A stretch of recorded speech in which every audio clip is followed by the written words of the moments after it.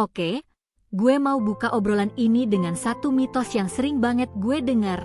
Ngomongin kesehatan reproduksi itu tabu, jorok, dan cuma urusan orang dewasa.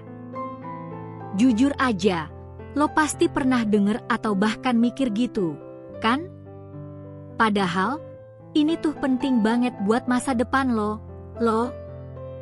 Gue ngerti banget kalau lo merasa canggung atau bingung mau mulai dari mana. Lo gak sendirian kok.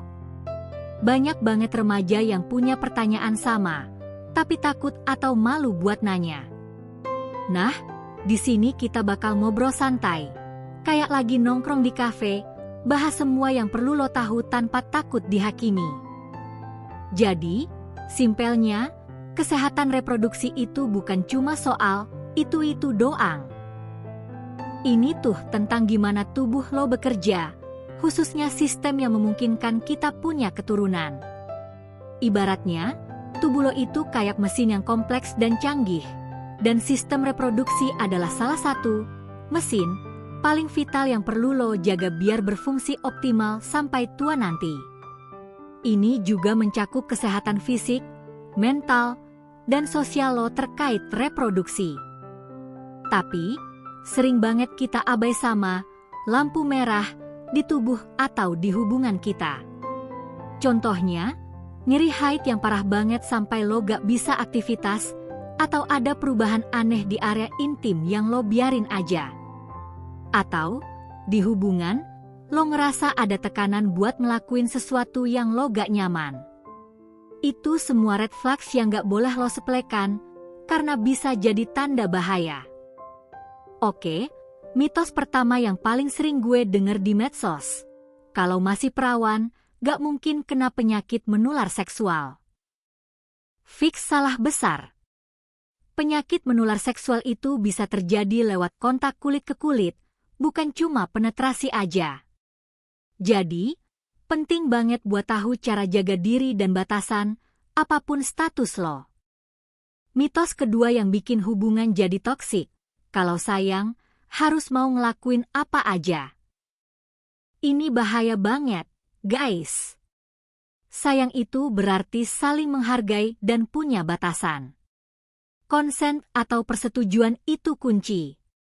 Kalau ada yang maksa atau bikin lo gak nyaman, itu bukan sayang, itu namanya pelanggaran. Tubuh lo, hak lo. Kenapa sih mitos-mitos ini gampang banget dipercaya? Karena kita sering dapat informasinya dari sumber yang gak jelas, atau cuma dari obrolan teman sebaya yang kadang kurang tepat. Ditambah lagi, ada rasa malu dan takut buat nanya ke orang yang lebih tahu, bikin kita jadi gampang kemakan hoaks dan jadi korban misinformasi. Kalau kita terus-terusan abai sama kesehatan reproduksi, dampaknya itu gak main-main, loh. Secara fisik, bisa kena infeksi, masalah kesuburan di masa depan, atau bahkan penyakit serius. Secara mental, lo bisa jadi stres, cemas, merasa bersalah, atau bahkan depresi karena misinformasi atau pengalaman buruk yang gak lo obrolin. Terus, apa yang bisa lo lakuin mulai sekarang? Pertama, cari informasi dari sumber yang kredibel, kayak dokter atau website kesehatan terpercaya. Kedua, mulai perhatiin perubahan di tubuh lo. Ketiga, jangan takut buat nanya atau cerita ke orang dewasa yang lo percaya, kayak orang tua atau guru BK. Ngomongin ini ke pasangan itu emang tricky, tapi penting banget. Kuncinya adalah mulai dengan obrolan santai. Gue pengen kita sama-sama nyaman dan aman, jadi yuk kita ngobrolin batasan kita. Atau, gue baca sesuatu soal kesehatan reproduksi, menurut lo gimana? Intinya, bangun komunikasi yang terbuka dan saling menghargai. Jadi, momen kita hari ini adalah kesehatan reproduksi itu bukan cuma soal tubuh, tapi juga tentang menghargai diri sendiri, menghargai orang lain, dan membangun hubungan yang sehat. Dengan punya pengetahuan yang benar, lo jadi lebih berdaya buat ngambil keputusan yang terbaik buat diri lo dan masa depan lo.